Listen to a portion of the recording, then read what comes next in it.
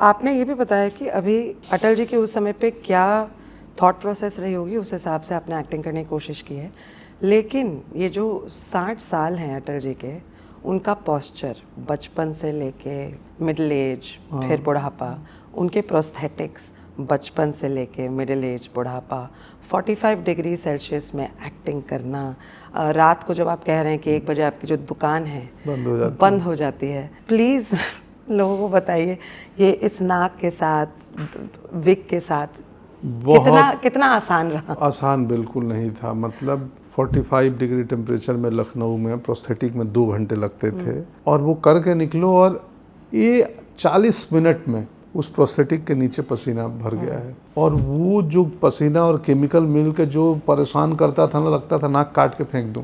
बहुत पीड़ादायक था क्योंकि प्रोस्थेटिक मेकअप एसी फ्लोर के लिए होता है, आप आउटडोर में नहीं कर सकते, वो भी गर्मी में। आउटडोर करना है तो विंटर एरिया हो या माउंटेन हो जहाँ के टेम्परेचर 20 के ऊपर ना जाए।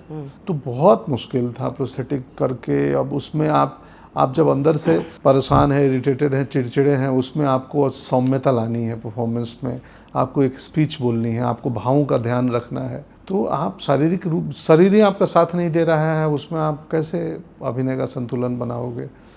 तो ये डबल परीक्षा थी। रवि जी अक्सर बोलते थे कि हम उम्मीद ये मान के बैठे थे, फिल्म खत्म होने के बाद उन्होंने बोला कि 2-4 दिन तुम फूटोगे, चिल्लाओगे शूटिंग में, इरिटेट होगे, लेकिन तुमने 1 दिन भी नहीं, कभी तुम अब मैं बोला मैं क्या किस पे होता जी। अब ये स्क्रिप्ट है जीवन की, मैं नहीं बदल सकता हूँ, अब मुझे प्रोस्थेटिक करना ही है। तो धीरज चाहिए बहुत प्रोस्थेटिक करके और एक्टिंग करने में, वो हुआ है मेरे साथ। इतनी महान नेता रहे हैं अटल जी, जी। अगर आप सच में उनके शूज़ में होते और आज की जो युवा पीढ़ी है उनके लिए कोई निर्णय लेना होता इस देश में, तो as a leader, as a politician, as the honourable प्रधानमंत्री, आप कौन सा डिसीजन लेते हैं? युवाओं के लिए जी बड़ा मुश्किल है। मतलब मैं इंटरव्यू में, रेडियो पे कुछ भी कह दूं, लेकिन कहने के पहले मुझे 10 बार सोचना पड़ेगा कि कौन सा सबसे इम्पोर्टेंट पहलू है। एक तो मैं ज़रूर लेता युवाओं के लिए जो सबसे महत्वपूर्ण है, हमारी जीवन का लगभग आधा चला गया है, कि पर्यावरण, हवा पानी बचेगा तभी ये युवा और इनके बाद के युवा के लिए बेहतर होगा। तो मैं कुछ इन्वायरमेंट को लेकर कठोर निर्णय लेता। हम बचेंगे तभी तो लड़ेंगे झगड़ेंगे भी एक दूसरे से। तो पर्यावरण को लेकर चिंतित होने की और जागरूक होने की बड़ी ज़रूरत है। रोड सेफ्टी को लेकर भी लेता कि बहुत अवेयर है।